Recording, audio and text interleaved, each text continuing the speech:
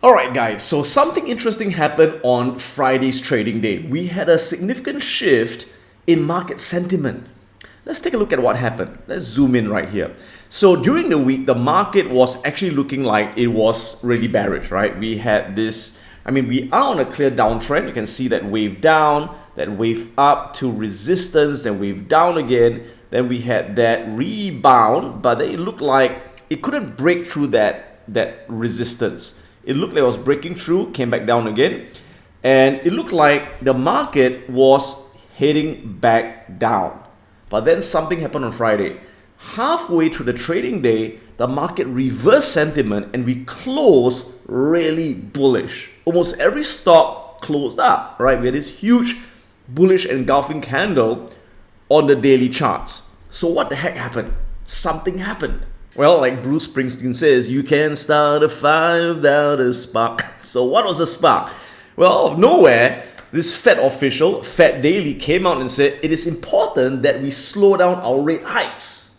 And we'll perform a step down, not a pause yet, but to maybe 50 to 25 basis points increments. Because the market's expecting the Fed to raise interest rates by against 75 basis points, twice. So what this lady is saying is that, hey, you know what, maybe you should slow down.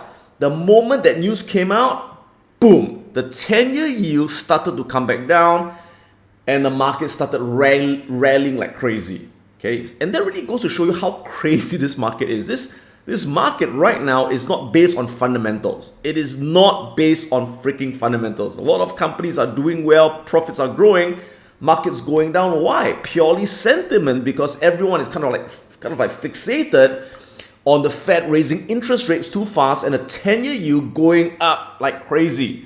So the moment the Fed kind of like saying that, hey, you know what, maybe we're going to slow down, boom, the sentiment shifts, the market starts to go up. Now, this is not the only catalyst. Another thing that was brewing was that, hey, corporate earnings are now coming in a lot better than expected. What were all the prophets of doom saying? They were saying, oh, earnings are going to be terrible when corporate earnings are released. They're going to crush the S&P 500. You know what? Quarter one earnings were good. Quarter two earnings were good. And they said quarter three is going to be terrible. Hey, it's looking pretty good. Right now, so far, out of the S&P 500 companies that have reported earnings for quarter three, which just started a couple of weeks ago, 70% of these companies have beaten revenue estimates, which is above the 5-year average of 69% and above the 10-year average of 62%. In other words, there are more companies beating their revenue and earnings estimates than the last 5 to 10 years. For example, JP Morgan, Bank of America, came out with great earnings. The stocks went up. Boston Beer came up with great earnings. Johnson & Johnson, great earnings. They're all showing great earnings. Of course, there were some companies like Snap reporting lousy earnings, but then again, Snap is a lousy company. But solid companies are reporting great earnings. And again, that is another part of the catalyst that kind of like drove the market up strongly on Friday, showing people that, dude, where's my recession? What recession? Right? Yeah, we could be in a recession, but companies are still growing their profits. Now, let me tell you something really interesting. This bear market is the first bear market in 120 years to happen without corporate earnings contracting. Now think about it. In all the past bear markets, in 2020, the COVID recession, in 2009, the great financial crisis, in 2000, the dot-com crash, in all those bear markets, corporate earnings contracted. Companies' profits fell by 20, 30, 40%. This is the only bear market where company profits are not going down. They are going up.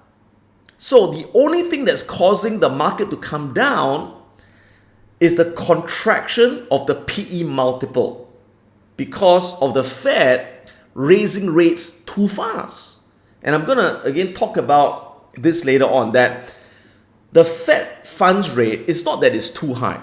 It's been higher before. The 10-year yield is not that it's too high. It's been even higher before. But the fact is that it's been going up too fast. It's kind of like a scuba diver, deep down, going up to the surface too fast. If you go up too fast, what happens? You get decompression sickness. Your lungs can explode. And that's what's happening right now. So the good news is this. The Fed does not have to cut interest rates in order for the market to go up. They don't have to do that. All they got to do is to not raise it so fast. All they got to do is to slow down the rate hikes, and the 10-year yield slows down. That alone will spark an explosive rally. Because again, corporate earnings are doing well. Corporate earnings are growing. I mean, of course, they could decline next year. I'm not saying they can't, but right now they are growing. And the only thing that's causing the market to go down, again, is the 10-year yield. So once the 10-year yield begins to kind of like flatten or starts to retrace, boom, the market's going to explode. And that spark could be happening right now. Now, let's go back and look at the charts. I like to approach things in a few ways. First, I like to look at the technicals and back up the technicals with fundamentals. Now, if you look at the daily charts, do I see a change in the trend? Not really. I don't really see that, right? Because, I mean, the 20 EMA is still below the 40 EMA, okay? The 50 moving average is still below the 150 moving average. So on the daily time frame, it looks like it's still a downtrend. I don't see any change in the uptrend. But if you go to the weekly candles, you can see that on the weekly candle time frame, we do have a very, very interesting reversal setup. And I call this a slingshot pattern. Alson calls this the downtrend reversal pattern, right? It's basically the same thing. So this pattern shows you that we have a high probability that the market is going to rebound at this level. Okay, now whether or not this is the bottom of the bear market, I can't say for sure right now, okay, because there is a strong level of resistance right here. So the market has to break above this resistance level in order to proceed a lot higher, okay. But for now, I would say that there is a pretty good probability that where we are right now, we have some upside at least to this resistance level, which is quite a bit of profits to take if you are a swing trader, that is, okay. So why is this a reversal pattern? It meets a few criteria. Number one, if you look at stochastics, it is way oversold. You can see this is a classic double bottom pattern. So it made a low here, made a double low here, and then closed back above that first low within 5 candles. In this case, the weekly candles. You can see as well as the Bollinger Bands, it broke below, or rather it tested below the lower Bollinger Band. So basically this is what we call a reversal setup, okay? And we're looking at a possible bounce, again, possibly to this level of resistance. Again, is this the absolute bottom? It may, but I can't say for sure. But what I'm saying right now is that we could see a rally at least for the next couple of weeks, okay? So again, this is based on the technical charts. Now, whenever I say, hey, the market has a probability of going up or going down, we don't just look at technicals. We have to look at fundamentals. We look at seasonal charts as well. So what do fundamentals and seasonal charts tell us? Now, I've said this many, many times at the beginning of this year that this happens to be the second year in the presidential election cycle and also the US midterm election year, which is right here, 2022, okay? So you can see that so far, this year's stock market performance looks pretty much like a typical second presidential year cycle, right? Where for the most of the year, you can see a downtrend. And during the last quarter, we see a strong rally over here. So right now, I've said this before, that we should expect a strong rally at the end of the year because of many reasons. One of them is, again, the midterm election cycle. So why is that important? Because during this midterm election cycle, usually the president's party, which is the Democrats right now, they tend to lose seats and lose power in the House and or in the Senate. And that's a good thing for the markets, because the markets like the government to be gridlocked, to be divided. Because, for example, if the Democrats, they hold the White House, they hold the House and the Senate, they can pass through a lot of legislations easily, which the market doesn't like because this creates a lot more regulations on the market. So if the Democrats kind of like lose the House or lose the Senate, then it's harder for Biden to pass through any legislations because whatever he wants to do, he may be blocked by the Republicans. So they block each other, and this causes gridlock in Washington, and markets love this because whenever the government is kind of like tied up, they can't interfere with businesses, and businesses will then tend to invest more, spend more, and the market goes up. Okay, so anyway, that's how it works. I'm not saying that I agree with it, but it just works. All right. So based on this seasonality, again, we can expect a strong rally for the end of the year. Now, how does next year look in terms of this presidential election year cycle? Looks, in fact, the best. So the third year in the US presidential election year cycle tends to be the strongest year of the 4 years, right? So next year, we could expect a very strong year and even to 2024. All right. Again, this is based on this election year cycle. Is it a guarantee? Is it 100%? Of course, so there's no such thing. Okay. All we can do is we can look at technical charts. We look at economics. We look at cycles. And do they all tell us the same story? If they're all telling us the same story, it just increases the probability. Right. But again, there's no guarantee. It's probability. So it's important that whether you're a trader or investor, you follow your trading plan and investing plan. And you just look at this as a bit of a confirmation, but of course managing your risk throughout the entire process. Because again, even if a 90% probability, it can still go the other way. Always remember that. So never ever think that it's infallible, right? Everything can go the other way. It's possible as well. Now, what is also interesting is this. As you guys know, the market is extremely bearish. Okay, if you ask retail investors, they're all very bearish. Institutions are very, very bearish. And investors' cash levels are now at more than 2 decades high. As bearish sentiment reaches maximum levels and markets are at high capitulation, according to the latest global fund management survey by Bank of America. So in other words, if you look at fund managers now, a lot of them have a lot of cash on the sidelines. It's a record amount of cash. Again, historically, you see that whenever they've got a lot of cash on the sidelines, it tends to coincide near market bottoms. The moment it looks like the market's going up, fund managers, they don't want to lose out. So they'll start to put in all their cash into the markets in order to not miss out on the rally. And because there's so much cash on the sidelines, when they all rush in, boom, you're going to have this huge explosion to the upside. It's kind of like a lot of dry wood around. So the moment you have a spark, you will have a huge explosion to the upside. And a lot of traders are also net short.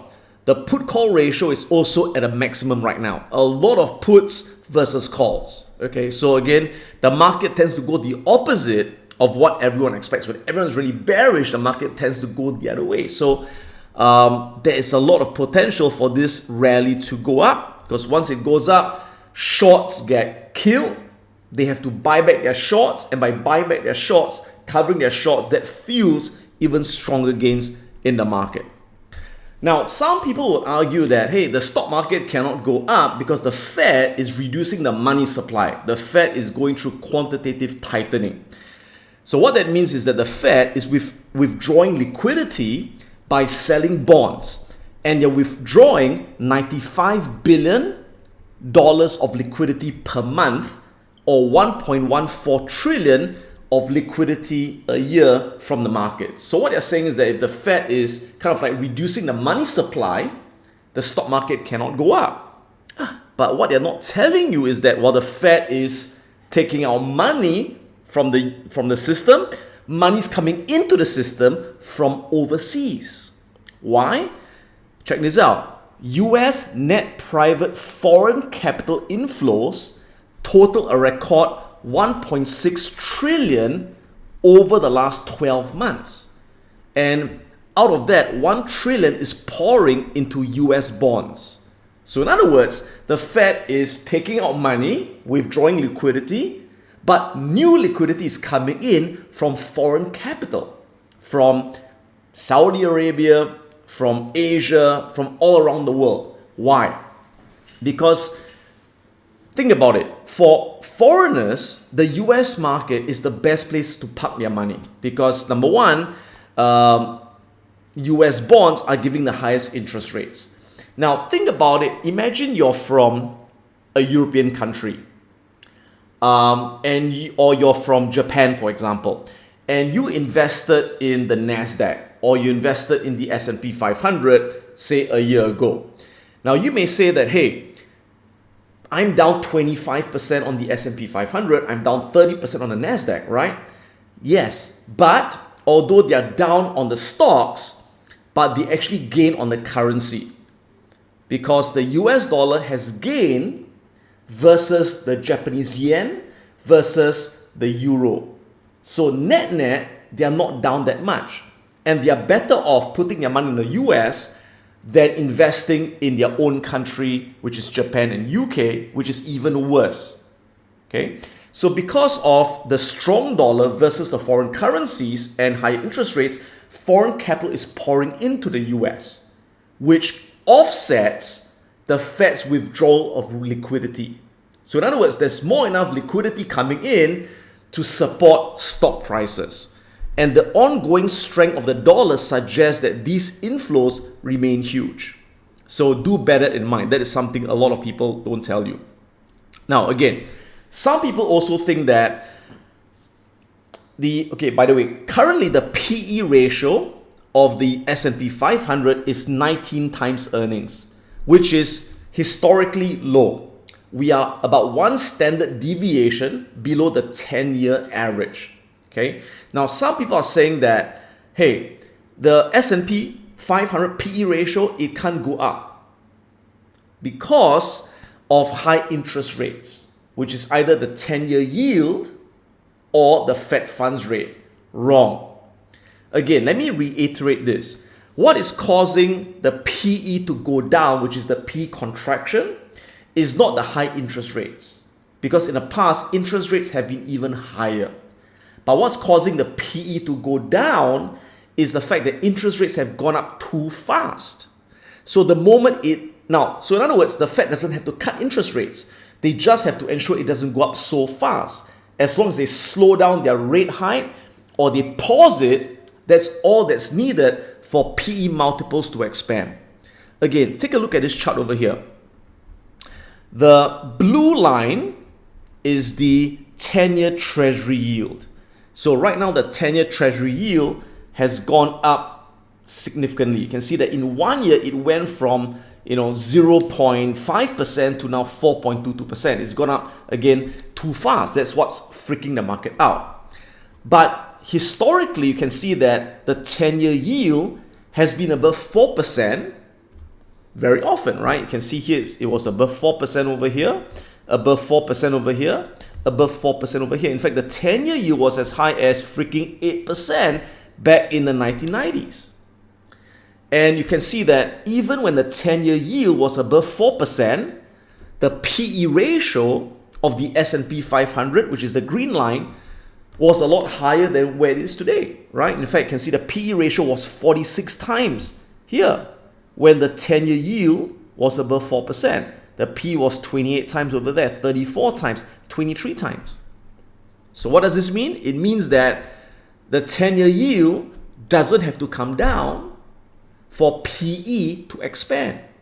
So once PE expands, the stock market will be readjusted a lot higher, which I explained in my previous video. Now this is the 10-year yield. Next, let's look at the Fed funds rate, which is the interest rate set by the Federal Reserve. So again, what's freaking the market out is that the Fed raised interest rates really fast from 0 to 3.25% in 1 year. And that's freaking the market out. But again, it's not the rate itself, it's that it's gone up too fast.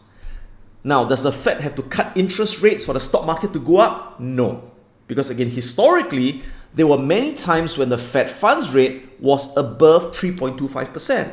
Look over here, above 3.25%, above 3.25%, above 3.25%. And historically, you can see that even when the Fed funds rate was going up, but not too fast, okay, the Fed funds rate went up from 3.25% to 5%. What happened? The stock market rallied over there. The Fed funds rate, again, way above 3.25% here, and the stock market rallied all the way there. So again, lesson, the Fed doesn't have to cut interest rates for the market to rally. It just has to not hike so fast. And that's why when the Fed official daily said, hey, we're going to slow down the Fed rate hike, boom, that catalyst, that spark is what is setting the market on fire right now. So people ask me, Adam, if this is a current reversal on the market, does it make sense to buy stocks right now? So in my opinion, the answer is yes. It depends. Now, if you are an investor in a high quality company, or you're investor in the index ETF, as long as the market or the stock is undervalued, as long as it's at a support level, it makes sense to add shares. Now, do remember that as an investor, you never buy at one go. You always dollar cost averaging in your position. You always buy in 3 to 4 tranches. So given the fact that the market is now undervalued and individual companies are undervalued, and if it's at a support level especially, there are signs of reversals, it makes sense to add shares in my opinion. But then people say, but Adam, what if this is not the bottom? What if I add shares and the market goes up for a few days, but then goes lower? Then what? Well, here's the thing. It doesn't matter if it goes lower. It doesn't matter if there is another bottom. Why? Because as an investor, if you're buying high quality companies, it doesn't matter if this is the bottom or another 5% is the bottom or another 7% is the bottom, because ultimately it will go up in the next 1, 2, 3 years if you're investing in the index or you're investing in high quality companies. Now, people always think that to be a successful investor, I must buy right at the bottom of the crash or right at the bottom of the bear market. And that's, well, first of all, it's almost impossible to always call the bottom. Sometimes I can, but I can't all the time. As you guys can see, I caught a few bottoms and it went lower, right? So no one can predict for sure. But again, the good news is this: you don't have to buy at the bottom to build your wealth over time. You just have to buy as long as it's undervalued. Because people are afraid that, if I buy and it keeps going lower, it's going to take a long time to break even. It may take years to break even. They go back to the 70s or the financial crisis. They say, some people took decades to break even. Now, is that really true? Well, not really. Let's take a look at some charts. So if you go back to the great financial crisis of 2008, 2009, by the way, this is not the great financial crisis. There's nothing close to that. That was horrendous because banks were over-leveraged, households were over-leveraged, and the whole system just collapsed. This is nothing to do with that. In fact, right now, like I mentioned, companies are still growing their earnings. But in the great financial crisis, companies' earnings dropped by 40, 50%. So even in that major crisis, would you have taken many years to break even? So let's take a look at the charts. This was the top of the market before the financial crisis. So people say that, hey, if I were in the market over there, it would have taken me, let's see, all the way to here to get back to break even. And this is the total of about 5 years. So people say, 5 years to break even. Well, that is if you bought all your shares at the absolute top. Now, if you are a value investor, you would never buy all your shares at the top because it was overvalued. As a value investor, you only buy the index or you buy high quality companies when they are undervalued. So again, what I teach my students is you buy when they are, for example, 15% undervalued, you start buying. And again, you buy in tranches, which means that 15% undervalued, you buy one tranche, right? If it goes like 20% undervalued, buy another tranche. It goes 25%, you buy another tranche. So you keep averaging your position. We call that dollar cost averaging. So if you are a typical value investor and you're averaging your position, would you buy everything right at the bottom? Okay, unless you have a crystal ball, no one can buy right at the bottom. But again, like I said, you don't have to buy right at the bottom. If you average down consistently, then your average cost should be somewhere in the middle over here, right? So again, you don't have to have your average cost at the bottom. As long as it's somewhere in the middle of a bear market, you do pretty well. Why? Check it out. If this is your average cost, it will take you from here to here. That's about a year. It takes you a year to break even. Let me say what, that's still very long, right? But as an investor, 1 year is nothing, right? And if you had the patience to continue to stay in the markets with your investments, you can see that 3 years later, you'll be up to about 46.75%. And if you held on for say 5 years, after that period, you'll be up somewhere about 110%. So it pays to be an investor, because as an investor, like I said, you will never lose money as long as you buy the index of high quality companies. They may go down in the short term, but if you're patient, they will always go higher.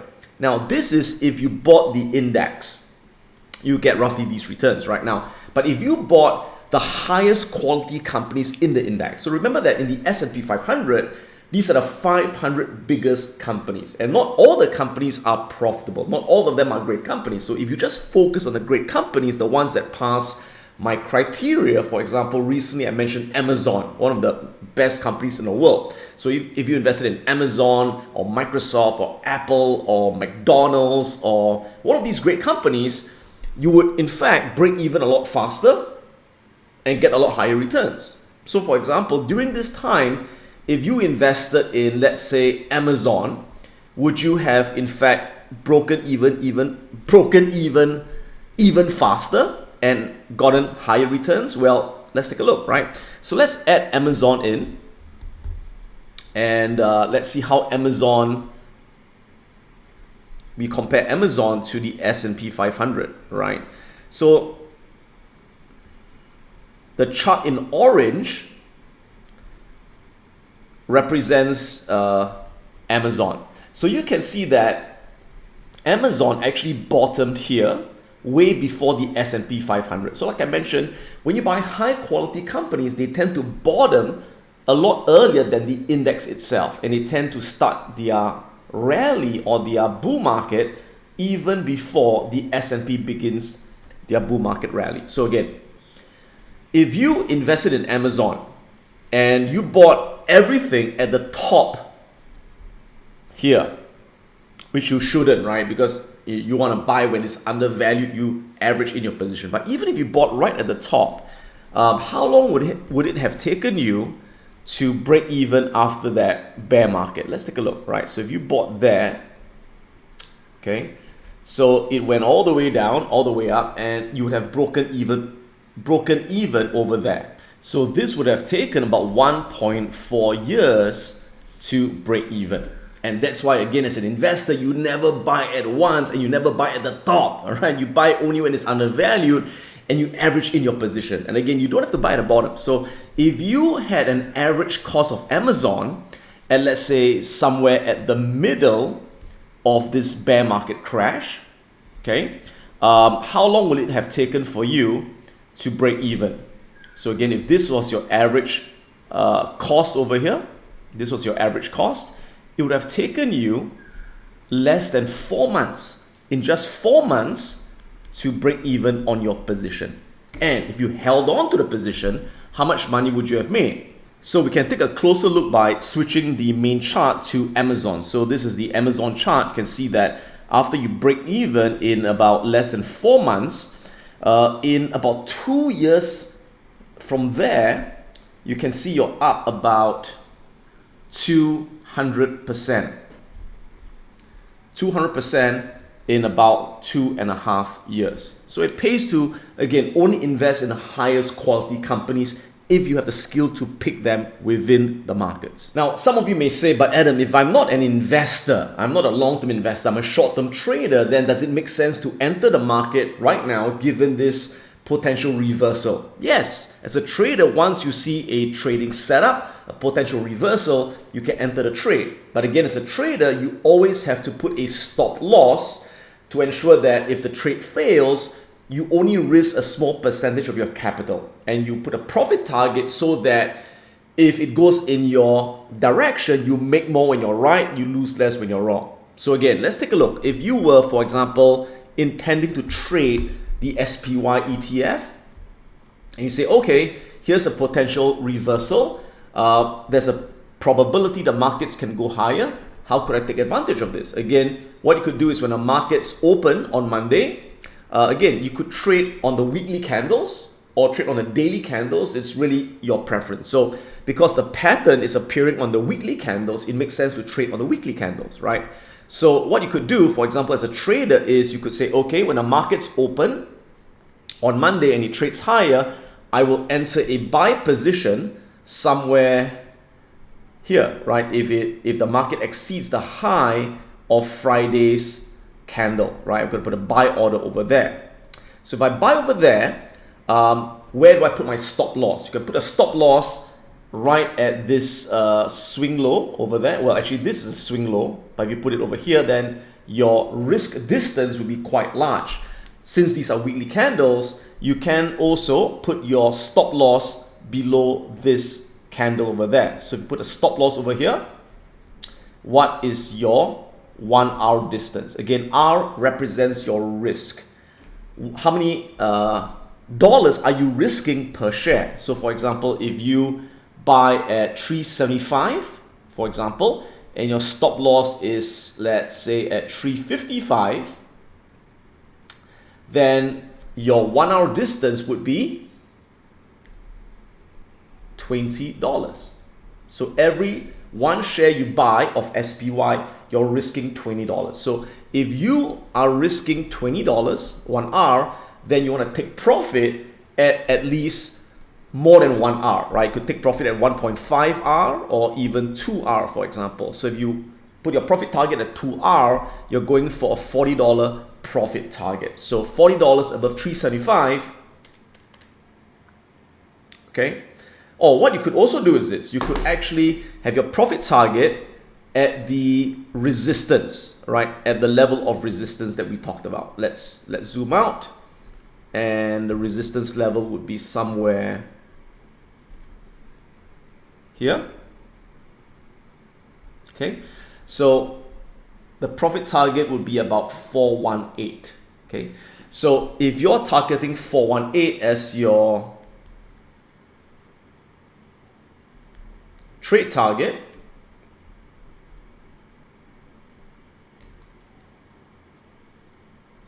you're going to take profit at, say, 418 over here. What's your potential return? So 418 minus 375, that's about $43, right? So you're risking $20 to make $43, and that's a pretty good trade. So again, in trading, you have to ensure a favorable risk to reward ratio when you risk $1 to make $2 or more. So this seems like a favorable trade. And again, you could enter the trade directly with the stops, or you could enter using options. And again, there are many option strategies that we use in our Piranha Profits training program. Now, the most important thing again in trading is to always ensure that you risk a small percentage of your capital, because every trade can be a losing trade and every trade can be a winning trade.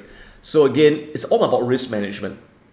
For example, if you have got a $10,000 account you're trading with, and say you want to risk 3% of that, right? So what's 3% of $10,000?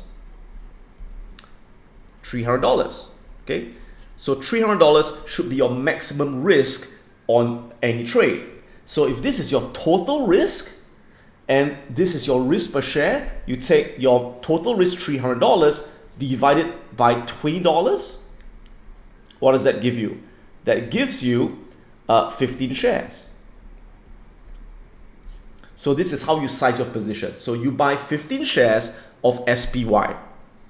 So your position size for this trade would be 15 shares times 375, which is your entry price, right? So 15 times 375. So you're entering a position of $5,625. That's your position size. Now, is this your risk? Is that the risk you're taking, 5 grand? No, your risk is $300. That's your risk. Why? Because if you enter the trade, it hits your stop loss, you lose 20 bucks per share. And since you buy 15 shares times $20 loss, that's $300 risk. All right, so you're risking 300 bucks to make more than $600. If you're using, or rather if you're taking this as a trade, and again, you don't have to trade the SPY, you can trade a lot of other stocks that are also showing a reversal pattern or showing a breakout pattern.